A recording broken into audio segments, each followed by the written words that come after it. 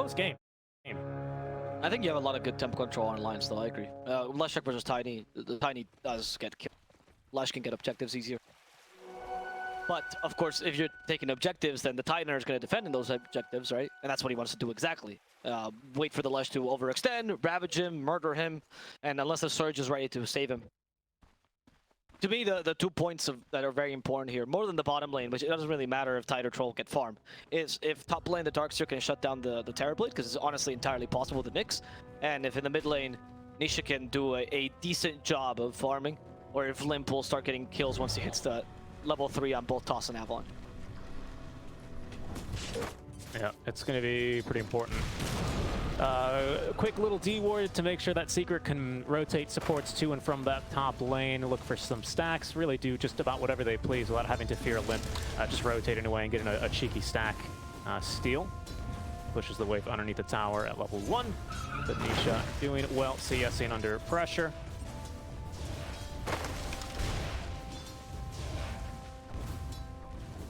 Yeah, as a Lush, you don't struggle as much lasting under tower as long as you abuse that Lightning Storm, as Nisha's done a bit. So, out of all the range shears lasting under tower, I think you're kind of okay at doing so. Early levels, you're going to lose against the Tiny, though, because of the attack damage alone. But then once you get a couple points in Edict, and you actually have some damage, hell, maybe even when you get to level 6, you should be able to push Limp up. Not that he minds, because he wants to be pushed out of lane anyway to go for kills elsewhere. Particularly bot, I think it's what he wants to do. If you can kill the Troll early, you can deny the farm. Depending on what Tomba's build is.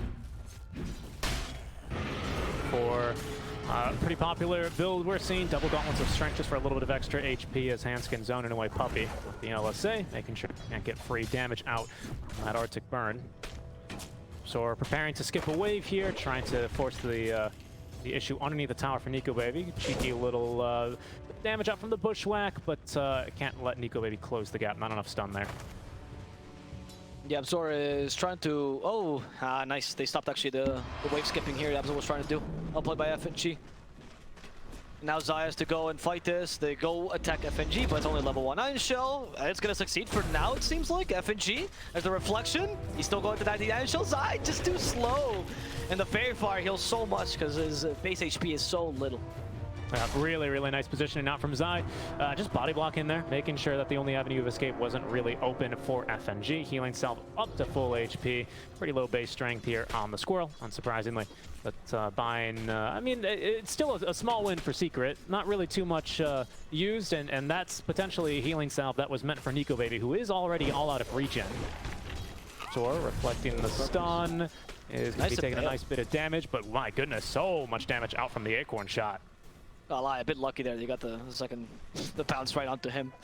So maybe that first blow wasn't justified. Maybe the FNG would have died there to the Iron Shell, but if you're playing around the level 1 Iron Shell early, I feel like you played a bit too aggressively. Now you finally get your power spike, but Nyx is dead. At level 2 Iron Shell is really when you actually are a hero again for Zai. And now you can put some pressure into Nico Baby. He has no meta, you know this. Push the lane forward. Look, Yabzor already going in. Go for Nico Baby. Nice vacuum into the Impale. Can they kill Nico Baby?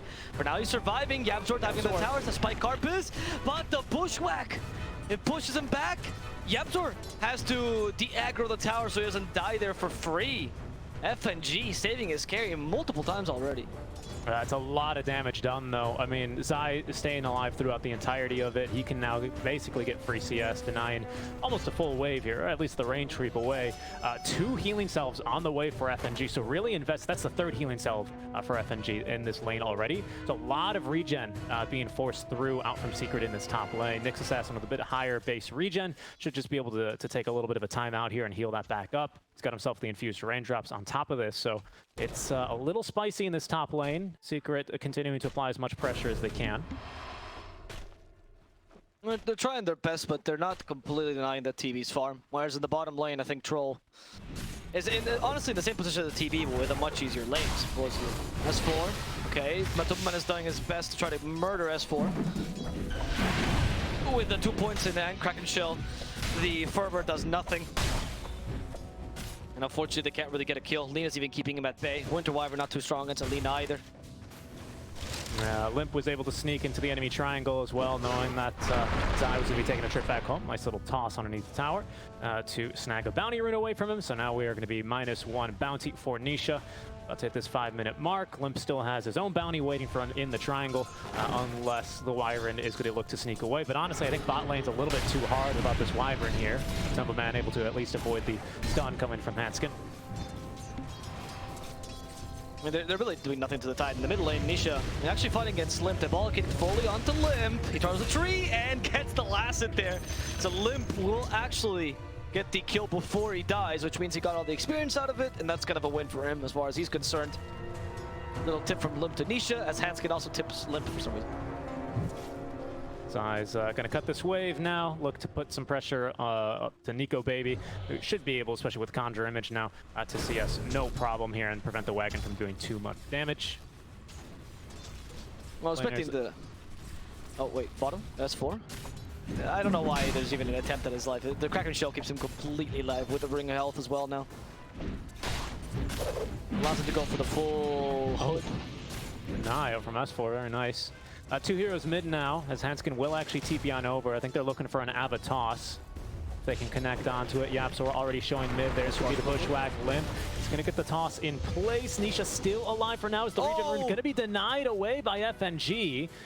Nisha is going to need to take that bounty and heal on up, but it would have killed to have that regen rune. Top lane, vacuum onto Nico Baby. Zai going to chase with the surge now. Stick charges used by Nico Baby, continuing to tick away here to the level 3 Ion Shell, but Zai, without boots, is unable to keep up here with the Demon. Mid lane, they go again. Yabzor, they get the kill on Limp, not even minding Hanskin, and they do stun him for now. Nisha follow up with that split earth. Can they kill Limp with that toss? It's going to be a bit more difficult. Limp has got rid of the main source of damage. He's walking to the enemy jungle. He seems free. What can Puppey do? Splinter Plasma is not close to creeps. We have no mana on Yabzor. Limp is getting away. Yep, absolutely he is. In the meantime, FNG actually doing a fair chunk of damage to Zai. Is going to force him out at the very least. Because we had to give that power rune, the power rune gets denied rather, so Nisha's got to take that bounty rune that Zai would have otherwise loved to have, as he's now going to have to take a second trip back home. So pretty successful top lane overall by Alliance. Zai still gets a fair amount of definitely experience in, but I would say Alliance definitely coming out just ahead there overall top. Yeah, I agree, especially because the fact that the Darkseer, I mean, you can't deny, you haven't denied the Terror Blade, and now you can go jungle relatively freely as Limp starts to give him some space. I feel like Alliance is looking pretty decent here. I was expecting the Darkseer to do a bit better. He was probably expecting himself to do better. That's why they rotate Nisha up top, try to take a tower as well, shoring the Terror Blade's farm, but FNG's here to defend. Yep, and again, pretty annoying here. Same build as that we've been seeing all day today on the Hoodwink, 2-2-0 build here at level 4. TB, I mean, Nico Baby, of course, he knows what's coming. As soon as the Lesh is missing off the map for more than, 30, 45 seconds, there's naturally only one lane he wants to gank at this stage. Tower will fall. Not really much FNG could do about it to the Disco Pony. Still have bot lane being shoved now by S4, but Matumba Man stick around looking to defend it. Matumba Man, he's capable of defending this lane relatively decently, and he's not putting his life in peril by doing so, which means that you keep... It's a way of putting pressure, right? Just by being able to defend this tower. S4 is not going to be able to push this easily. You're never going to kill him. Like, look at this. He's just tanking the tower. Like, there's no tomorrow. But at least Matumba is not sacrificing himself for this. I'm assuming they have TPs at the ready in case there's a gank, because they have to be wary that there might be a gank coming. Speaking of... Oh, nice Tuck Array won't catch him, so Matumba will be able to get away. Going to go top lane and just farm a little bit in the enemy jungle. S4 and the rest of Alliance probably going to quickly realize there's no longer anyone here to push back against, and they will be able to secure that bottom tower with the utmost of ease. We're going for that first item into the Dragonlance as he continues farming away. Made a little bit easier now by the chipped vest he's managed to find. We're already setting up the vision to maybe consider a push towards the mid lane.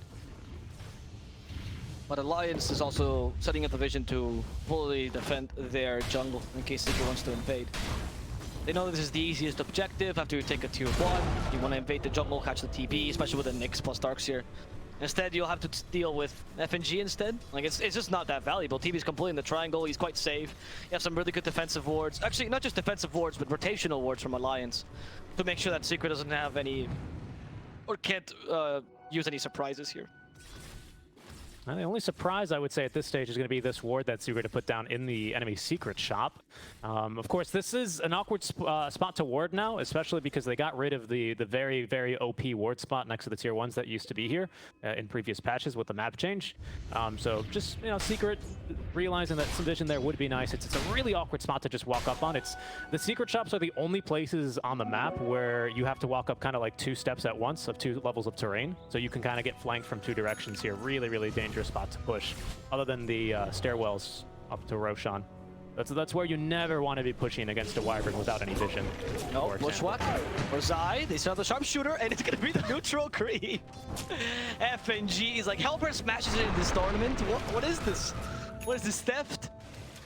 They're not in the tournament, nor are they in TI yet, but they will be playing in the qualifiers later on. That is very unfortunate. That must feel bad for FNG. Like, he does all the work. That Helper smasher role-playing as a carry. Down he goes. Pretty calm game. Both teams, you know, very willing to propose and then quickly accept the kind of jungle swap. I would say really, you know, everyone respecting the boundaries, not really going too far, not really making any aggressive movements. Nisha is going to finish off now the Hooded Defiance, so it looks like he will be going for that Eternal Shroud build. Got level 6, now level 7 on the Wyvern. And Skin going for the mana boots early on. Probably will disassemble them at some stage for the Aether Lens. Everyone just continuing to farm. It's our first go item here. Even though Hooded Defiance for S4, of course, versus the Leshrac. Gonna feel real good. I feel like the first go item comes on the Blink Dagger on Tiny. I think that's when Alliance start. Probably put the pressure up, right? Like, yeah. You don't really need to do much right now, because all you need to do is put the Tidehunter wherever they're looking to push, and you keep the map under your control. That's why these wards are relatively defensive, with only one somewhat offensive ward in the bottom lane to eventually get kills with the Tiny. And the secret side, because you know the enemy team has Tide, you're like, well, they're really a point at Tiny, up top. They go, sharpshooter with a pushback. He's stuck up there, and he's going to die finally. That was a weird interaction. FNG. I was wondering where he was. Has a scurry, goes through the trees, TPs. Oh no, the Helper Smasher again! This time he's not going to get the kill. It's going to be Nisha who steals with the Split Earth. Mid lane, there's Yapsor. Oh, I thought that they were actively fighting. Yapsor, though, looking to set up for the kill here. Got maxed Impale, wants Handskin. A bit of an easier kill here as S4 looking to zone away Puppey. There's going to be the break in, the stun. Sorry, the Vendetta no longer breaking, of course, but enough damage regardless. Matumba meant to easily snipe that kill. Oh. But could farm up the Fervor stacks here. There's the Winter's Curse onto S4. Another slow. Quickly getting through that Hooded Defiance at the very least, but the toss is defensive back up to the high ground. Matumba still eager to chase for more. Nisha as well, considering going underneath the tier 1 tower. Thought about throwing the splitters, but out of vision as the back wall is unable to find anyone. Matumba was like checking his computer there while he's hitting the tides. Like, where's my damage? It disappeared? Like, what, am I bugged? Why am I not hitting him? But the only way you can actually get damage on the tide right now is literally with the javelin hits. He just tanks the rest of it. Heals back up thanks to the hood. Now even has a medallion. Yeah, this tide worked out nicely against the troll. Well, it really did. I think Matumba's too upset about it. Of course, just kind of choosing to farm, but it's hard to match the just the tempo and the farm that NicoBaby is already setting here. Yep. He's sitting already with the full Dragonlance, almost the Yasha finished up as well. It should be on the way shortly. And here's our go item now, 3 kills apiece as Bushwhack, I think, was meant to bait out Yapsor's spiked Carapace. FNG is so good, he missed it on purpose to bait out. I think he did. Oh my god. I think he genuinely did, otherwise Nisha would have zoomed in for the kill right there. What a god. I mean, I don't think you missed that, honestly. That was like way off. You can actually tell where the Bushwhack is aiming more or less by where it stops. FNG too good. FNG too good.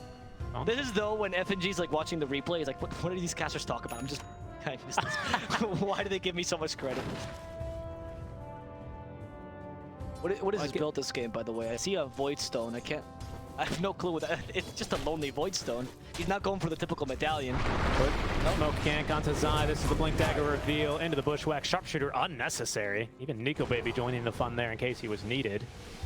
That might turn into a tier 1 siege middle as Nisha getting ran down by S4. But at least nuked the wave, so we'll have to wait a little bit while longer before they go again. But Limp, he doesn't want to wait. He wants another kill. Down goes Puppey. FNG is hitting all these bushwhacks to make a statement or something. So guys, I swear, I missed that. Just 2 quick, nice, easy bushwhacks. Hit the level 8, max level bushwhack. Level 10 is a big level as well for Hoodwink, as she reduces the cooldown slightly.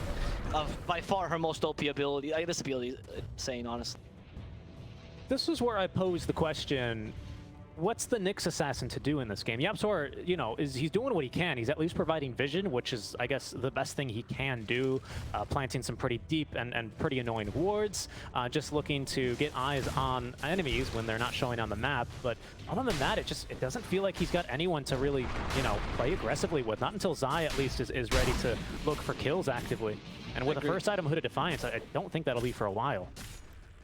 Yeah, it seems like Secret is much more, like their draft at least, is much more oriented towards objective taking, forcing a fight 5-on-5, but then you're fighting as a Tide, and you also lose those fights, right? You have really good tower push though, Troll and Lesh, but you're right. I don't feel like you have great pickup potential. And now Alliance just got theirs with the Blink Dagger and Hoodwink just existing, honestly. And the Blink Dagger on Limp is a major, major deal. I think you can kill anything as long as these two are together. If Lina joins, literally anything. Yeah, definitely literally anyone. I think Tiny +1 gets through all, well, not all of them at once, of course, but anyone's individual Hood of Defiance at this stage with a bit of bonus damage, maybe a stun out from the Lina just to secure it. So Zai is going for the Blink Dagger. I do like this itemization, as I think that smoke was scouted by Tiny's illusion. FNG leading them uphill here, Limp behind, ready to go with the Blink Dagger. The Acorn Tree is not going to get a Bushwhack to follow up. No, that was an Acorn shot. So the tree that you actually plant gives you a little bit of vision. I think it was checking. Because it's nighttime, right? So it's less vision. So you check a bit if there's any enemies behind it. Yeah, so breaking smokes. Limp wants nothing to do with this. Away, of course, they don't have a tier 1 tower, so they couldn't reinforce if they needed to.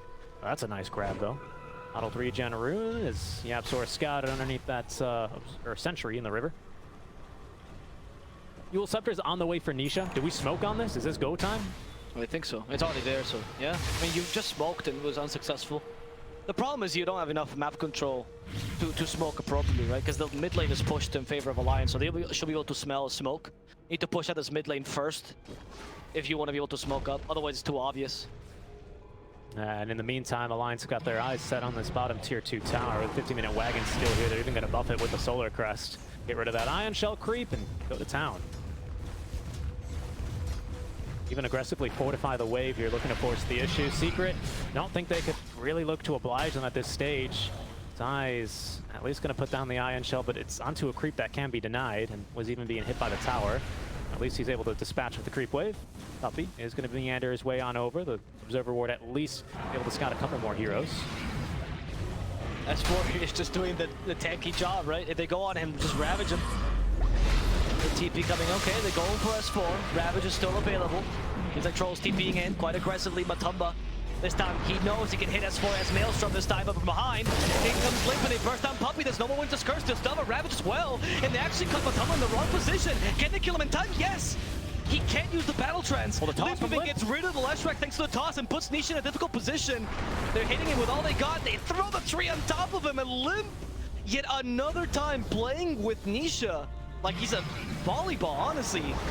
Wait, I can't believe, what is Zai and YapzOr still here? They tried for that cheeky kill into Limp. Luckily, they've got Surge to get out of harm's way. Please, but could have been a very difficult position. Even Zai going so far as to micro the TB illusion just to really try and get through. But Tiny, again, deceptively tanky. 2k HP he's already clocking in at with that bonus armor. He's not really too concerned with that illusion. 3 dead out from Secret as they try and defend that tier 2 tower, and it just goes horribly for them. They even rotates the Troll Warlord on it, and he doesn't do anything. FNG continues to keep this lane pushed to make sure that Secret can't go for any cheeky smokes here. It's actually very smart. The more the lanes are pushed, the more obvious these smokes become, the harder it is for Secret to make plays to get them back into the game. You don't really have the easiest lane cutters. Like, Nisha can sort of do it, Darkseer can sort of do it, but you can also kill them and punish them. And your supports are definitely not the best at doing so. Maybe the Winter Wyvern, if in the right position. Yeah, I also have to commend these wards coming out from Alliance. I mean, just look at this. This ward placed down after they take the tower, after they force him away, just to see if there's any attempt to counter-initiate. There was, not that they wanted to go back in on it anyway, with Limp on just about 400 HP. But a ward as well, aggressively here, right next to that outpost, as they did manage to get the D ward in mid lane. I was about to point that one out. So Secret dropping the sentry ward. They might be able to sneak this. Yeah, this is a very good play. You are Radiant, so you have the Roshan advantage. You know you can't smoke, like I said. You know you can't cut lanes as effectively without maybe losing 1 or 2 heroes. What is your only other option? Roshan. Honestly, it's just the mechanically the right play to at least do something. You can't just idle about. You can't just keep up farming.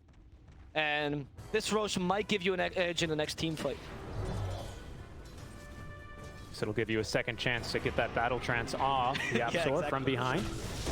Might be able to get a good jump Nice here. The impale. double impale. There's a Winter's Curse coming if they need it, but the back wall, okay, they will throw the curse just to be able to set up for these kills. S4 is currently being harassed as well from behind by the Leshrac, but we're right on board here with Limp currently, as it looks like they might be able to take him down. Laguna Blade, though, utilized onto Nisha as Nico Baby showing up with a bit of extra damage. There's the Cold Embrace, but cleave through with the Dragon Slave out from the Handskin. Matumba, as the Surge will end, continuing to chase after Nico Baby, slowed by the Gush, is now it's going to be the Metamorphosis activate. Looking to still continue the fight as the Ravager catching 3. They're going to try and blow up Yapzor, but he gets off a stun before he goes. Matumba continuing to chase after S4, but a Defiance active, but out comes the Battle Trance. As Matumba unfortunately jumping to the illusion rather than the real TP, but will at least get the Courier as it lies little desserts on top. 4 dead here for Alliance. In exchange for the Lesh, though, so not free fight for Secret, but still able to boot the enemies out from their jungle. It was very good, honestly, by Secret. That was a really solid play. Yeah, you lose the Lesh, which definitely not what you were looking for. I think Alliance made the best out of a bad situation, but the initial Impale and then using all your ultimates, like who cares, right? Use everything just to kill the Tiny. You get rid of the main damage source in Alliance. Well, not the main damage source, but the damage source that's the most mobile. And then hiding around the Terrorblade with the picks you have, especially with the Surge, kind of easy. The difficulty is the Tiny existing, right? I was actually surprised by the Ravage usage there. I was expecting Alliance to not use it because, well, the TV was probably going to get away. You already diverted their attention with a Gush because nobody likes being spit on, right? They took offense to that. They went for the Tide anyway. It seemed like Ravage turnaround was not really possible. Yeah, I think it was just used just to get that extra kill onto Yapzor, because I think they knew they couldn't really kill the Troll Warlord. I mean, even if they did, he's got Aegis and Battle Trance, right, for the second life. So definitely also a little bit surprised on the usage there. But, you know, honestly, are they going to be fighting within the next minute, Avo? Will we need Ravage in this next minute? We are used meta anyway, right? So now meta's on cooldown for about the same duration as Ravage. I was surprised by the commitment of meta within the same idea, right? But yeah, I guess you're right. Yeah, you're not going to fight anymore. You're trying to avoid fights now because Secret is kind of strong. You're trying to avoid the Aegis anyway. Goodness, I mean, Nico Baby is just so farmed. He's already got the completed Eye of Scotty, another point booster on top of that, heading into the Aghanim Scepter, because eventually there will be a stage here in this mid-game where potentially there could be a second fight in between your cooldowns here, which I think Alliance are slowly, or rather quickly realizing that is an issue for them, because they just simply cannot contest this tier 2 top push coming from Secret. Yeah, it's the advantage of Secret Strat in general. Like, you do have some pretty decent ultimates, right? But you're not playing around them. You don't really need Battle Trance to fight in the necessarily. You can always have Leshrac just going in. You have the Nyx Assassin, which is always ready. Darkseer's Wall is just a plus. You really rely on that vacuum. 30 seconds, not that big a deal. So you can kind of try to fight around that Ravage Metamorphosis, especially in the early mid game when Lesh is much more important. Lesh is, by the way, going to be going for the Bloodstone now. All right, thoughts on this? Zai finished his pipe before going for the Blink Dagger. I like it more. I think Zai doesn't need the mobility as much. I like the sustain here a bit more, especially to withstand the Tiny combo. The pipe is really good when you have a lot of single target magic damage, because Tiny has to do that on everyone to be able to get rid of the pipe barrier, of course. Dumba showing off his BKB mid lane. We still have another minute and 10 seconds of Aegis. There's a Winter's Curse, though. It's onto a couple of illusions. They managed to catch Lina as well. Matumba, no BKB preemptively there as they toss Nisha on back. S4 holding on to the Ravage here, waiting for this BKB to expire. Matumba man, but he's already nuked through the Lina, although taking plenty of damage up from Nico Baby. There's going to be the heal. Out comes the Ravage now onto 3 heroes. There's now the Sharpshooter. Not enough damage for Troll, and even still with Aegis, he will continue to chase. Nico Baby standing his ground as eventually they're going to be able to get the kill. That's just the first life. Bushwhack connects onto 2. As now FNG stunned up by the spiked carapace of Yapzor, scurrying through the trees, outrunning the wild axes, the whirling axes. We might just be able to get away here, juking around the trees, and he's off and away. Did you see that, by the way? Lesh using Split Earth preemptively because he knew the Bushwhack was coming. Because if you destroy the tree, you get rid of the stun. Very smart there by Nisha. Small plays, but very, very smart. I liked it. Yeah, I don't know. It seemed like that fight was just Secret desperately trying to force something. Alliance did get to use some of the resources. I don't know about this one S4. Yeah, he was paying. Okay. I think the pipe here, you saw kind of its use, right? It's so difficult for Alliance just come in and burst someone with a Tiny, or with a Lina, or with the Squirrel, or Hoodwink, sorry, if you have the pipe barrier on. It's a Squirrel. Most heroes. It is a Squirrel. I know. I'm just saying, yeah, I want to be proper to the Hoodwink. Respect, you know. Of course. course. You know, Kappa for all the furries in chat. In case. Yeah, for sure. Wow. Caught me off guard with that one, just like this Ravage, I think, ended up catching them a bit off guard here. 4-hero Ravage, as soon as the BKB wears off, that's kind of the problem that S4 has here.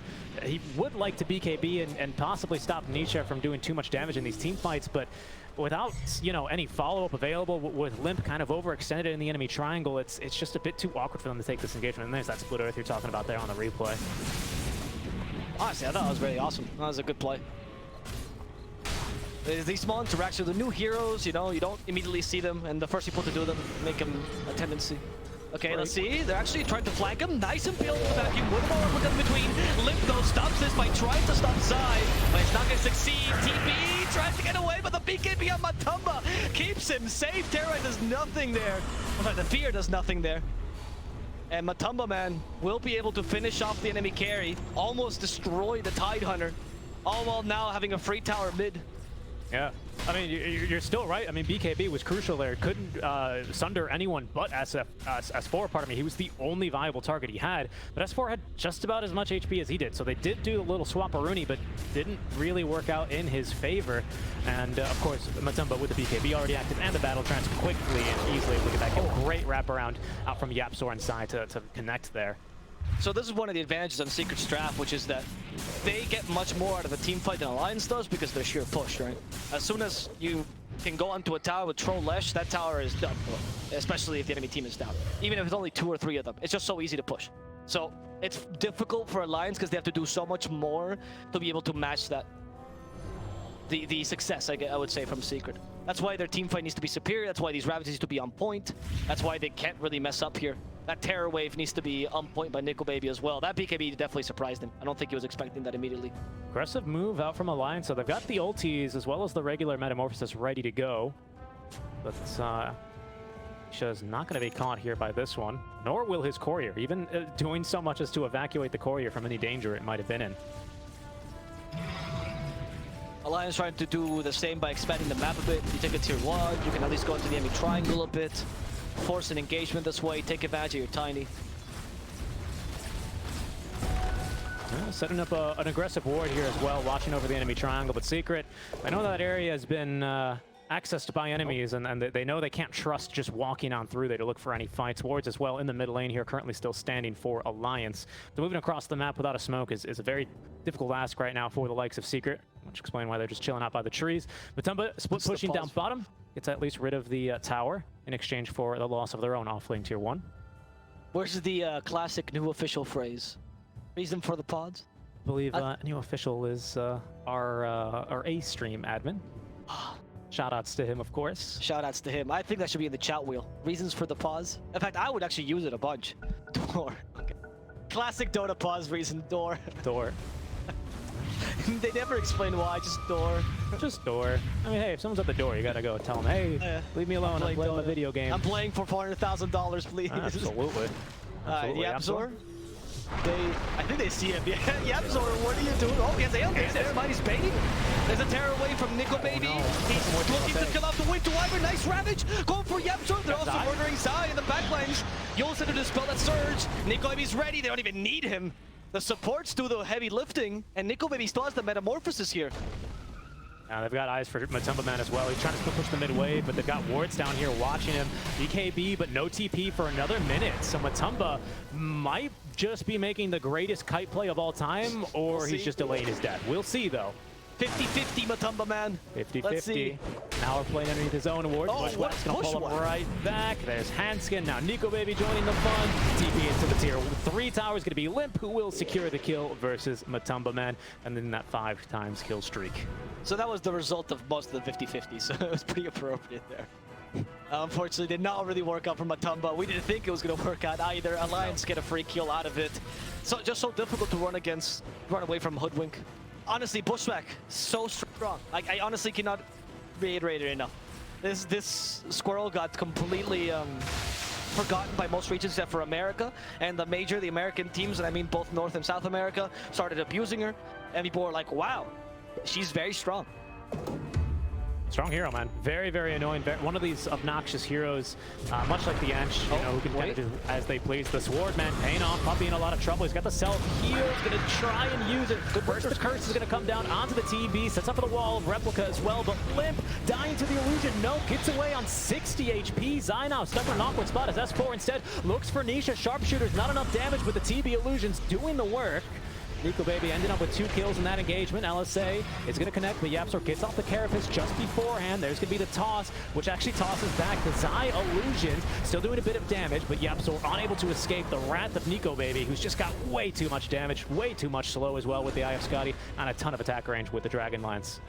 Limp is really just playing like an organization game where every time you see someone that's like trying to run away, where you get an illusion or a hero, he just tosses them back into the team fight. You know, like he's cleaning up his toys here. He got away there because of an illusion, an Invis rune that he had in his bottle, saved up for these kind of situations. Yeah, on point, Limp. I was not expecting that at all. And I was thinking, where did he get invisibility from? Does anyone have a Glimmer Cape? No, Limp just had it prepared. That's why they actually could go into the enemy triangle, because the Invis rune, because he know he could actually walk in and get safely out. Because they already had ward and some nice vision over the area, so they were kind of safe in terms of using invisibility.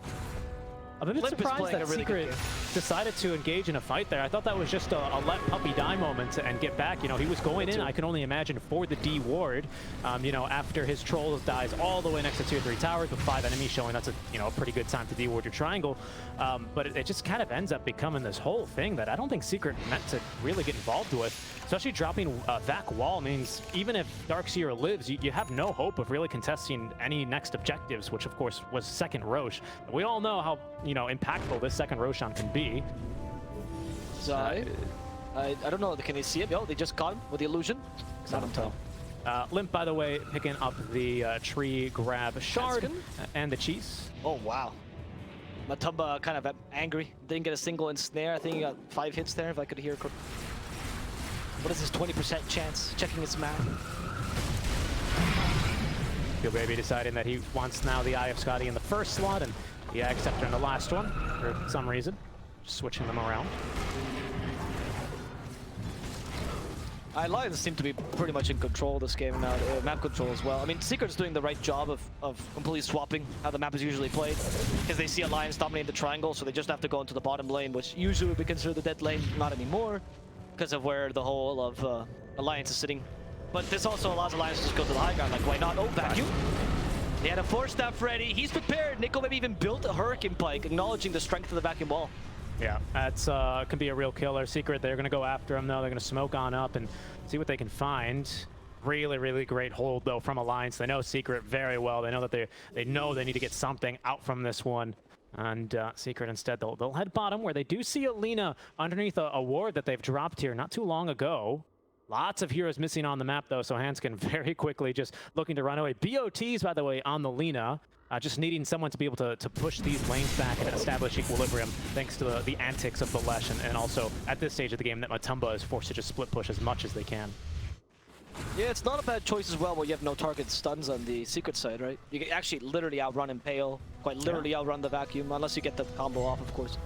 So, real quick, by the way, the last fight, which was kind of just Alliance sending Secret back to the fountain, was actually Nisha's Bloodstone, like first fight with Bloodstone. So he already lost the 3 charges tossed from Limp to be onto YapzOr, who does manage to stun quite a few people with the Carapace. Rocking the Anadisc now is Limp holding them back, sucked back by the vacuum of his eye. Sharpshooter will secure the kill onto YapzOr. NicoBaby thinking about going for more as Nisha gets the Invis rune active, but they've got a Gem of True Sight on S4.